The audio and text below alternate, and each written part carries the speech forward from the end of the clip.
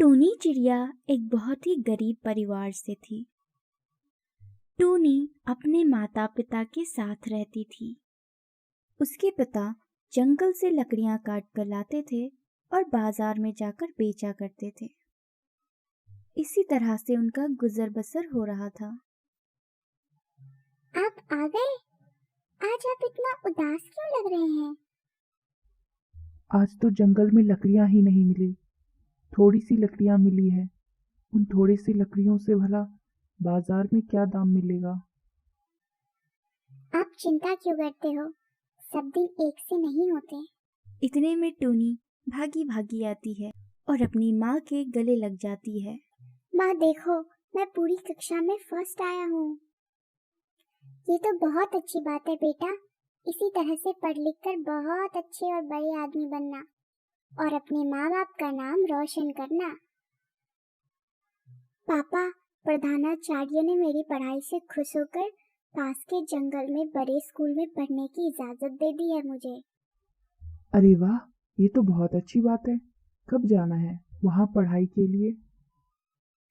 2 दिन बाद जाना है, मगर उस जंगल जाने के लिए तो नदी पार करनी पड़ती है और हमारे पास इतने पैसे नहीं हैं कि हम रोज नाव वाले को इतने पैसे दे पाएं।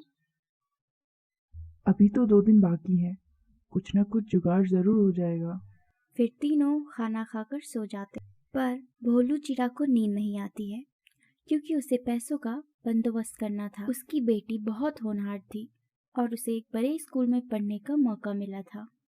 वो नहीं चाहता था कि उसकी वजह से उसकी बेटी को ये मौका गंवाना पड़े।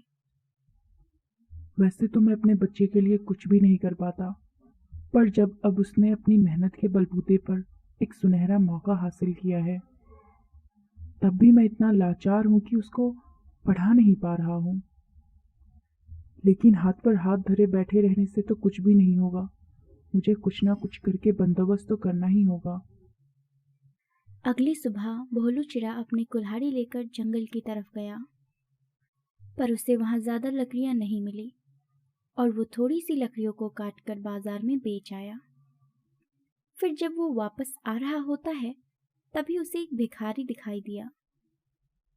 बाबा, 2 दिन से कुछ भी नहीं खाया है, ना ही जेब में पैसा है। जिससे भी खाना मांगने गया वो यूं ही भगा देता है।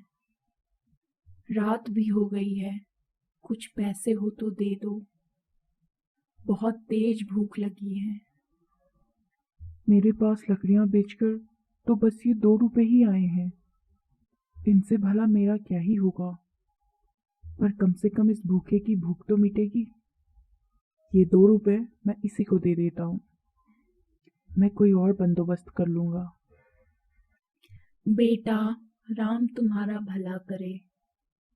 तुम्हारे हाथ में जो हुनर है वो एक दिन तुम्हें बहुत ऊंचाई तक ले जाएगा। अब मैं समझा नहीं। समय आने पर सब कुछ समझ जाएगा। भोलू चिड़ा खाली हाथ अपने घर जाता है और अभी भी वो इसी बात से परेशान था कि टूनी के लिए वह क्या करे। तभी अचानक बहुत जोर से बारिश होने लगी, जो कि रुकने का नाम ही नहीं ले रही थी। हे भगवान, ये बारिश को ही अभी ही आना था। ऐसे हो रही है जैसे साल भर से नहीं हुआ हो। कल टोनी को एक नए स्कूल में जाना है और ये बारिश है कि रुकने का नाम ही नहीं ले रही।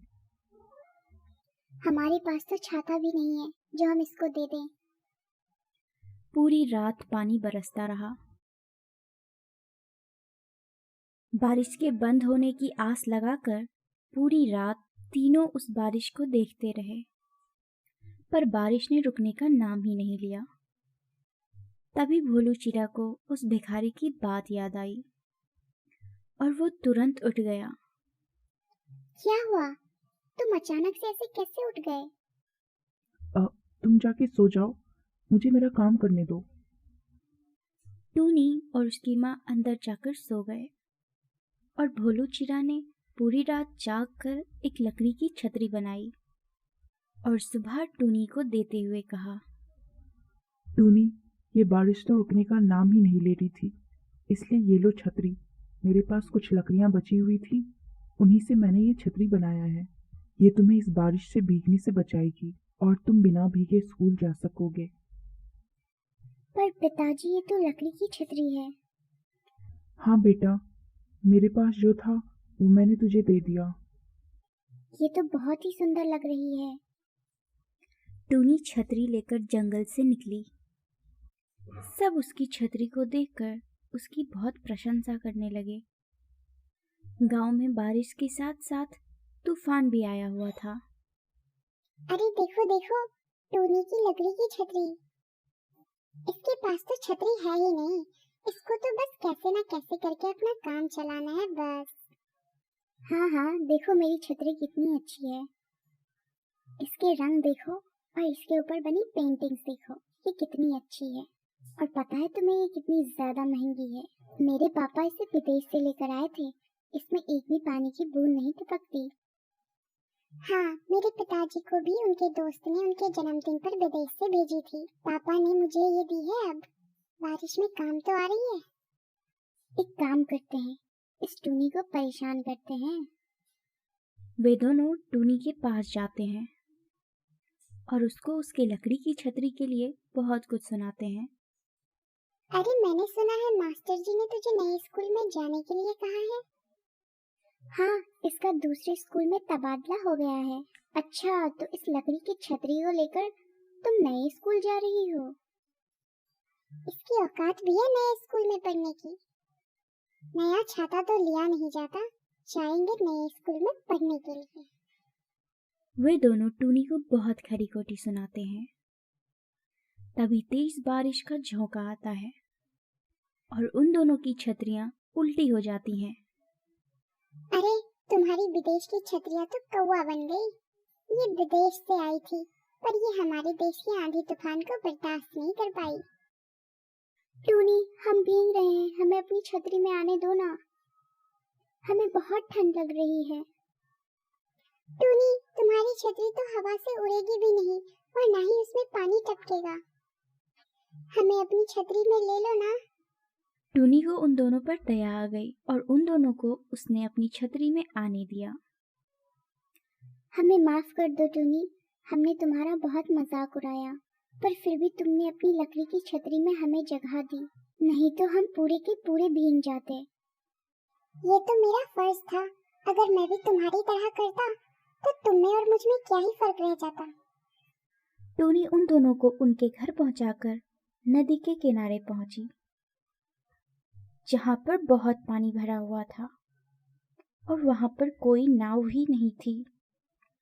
अरे, यहाँ तो कोई नाव ही नहीं है, मैं नदी कैसे पार करूंगी? तभी वो अपनी छतरी को उल्टा कर देती है और उसे एक नाव की तरह प्रयोग करती है। ये छतरी मेरे लिए नाव का काम करेगी। मुझे किसी भी हाल में स्कूल तो पहुंचना ही होगा। अगर मैं आज नहीं गई तो मैं कभी भी इस मुकाम को हासिल नहीं कर पाऊंगी। वो उस छतरी में बैठ गई और अपनी हाथों की मदद से उस छतरी को आगे बढ़ाने लगी। छतरी उसके इशारों के अनुसार आगे बढ़ती गई। फिर टूनी थोड़ी देर बाद ही दूसरे जंगल पहुंच गई। इस छतरी की मदद से मैं अपनी मंजिल तक पहुंच पाई हूँ। और यहाँ तो बारिश भी नहीं हो रही, यहाँ तो तेज धूप निकली हुई है। इसमें भी मेरी ये लकड़ी की छतरी काम आएगी। टूनी छतरी लगा लेती है और अपनी रक्षा धूप से करती है। रास्ते में उसे और भी कई तरह के पक्षी मिलते हैं जो उसके छतरी के नीचे आ जाते हैं। वह सभी लोगों को लेती हुई आगे बढ़ती है और स्कूल पहुंच जाती है। वहां पर उसकी हेडमास्टर से मुलाकात होती है। अरे वाह टूनी, तुम तो इतनी बारिश और धूप में भी एकदम सही समय पर स्कूल आ गए। तुम्हारी ये लकड़ी की छतरी तो बहुत ही कमाल की है। ये मेरे पिताजी ने मुझे बना कर दी है। मेरे पास इतने पैसे नहीं थे कि मैं एक नया छतरी ले सकूं, इसलिए मेरे पिताजी ने इस छतरी को अपने हाथों से बनाया है। हेडमास्टर को वो छतरी इतनी पसंद आई कि वो टूनी के साथ उसके घर पहुंच आए और टूनी की प्रशंसा करते हुए बोले, टूनी जितनी पढ़ाई में होशियार है उतना ही दिमाग भी बहुत चलाती है। उसने इस छतरी का उपयोग बहुत अच्छी तरह से किया है। इसकी ये लकड़ी की छतरी बहुत अनोखी है। इसको इस लकड़ी की छतरी का उपयोग करना बहुत अच्छी तरीके से आता है। मैं चाहता हूँ कि तुम मेरे लिए भी एक लकड़ी की छतरी बनाओ, जिसके लिए मैं तुम्हें एडवांस पैसे भी देना चाहता हूँ। भोलू चिड़ा यह सुनकर बहुत खुश हुआ। अब उसकी लकड़ी की छतरी की चर्चा दूर दूर तक होने लगी और दूर दूर से लोग उससे छतरी बनवाने आने लगे। बेटा, आज तुम्हारी वजह से मेरी ये छतरी सबकी चहेती बन गई है। पिताजी, आपने मेरे लिए इतना कुछ किया, तो क्या मैं आपके लिए इतना सा भी नहीं कर सकती? मेरे जरिए लकड़ी की छतरी का प्रचार हुआ है और आपकी छतरी दुनिया भर में प्रसिद्ध हो गई। इससे आपको एक नया व्यापार करने का मौका भी मिला है। अगर उस दिन उस भिखारी ने मुझे मेरे हुनर का एहसास न दिलाया होता तो शायद मैं आज यहाँ नहीं होता।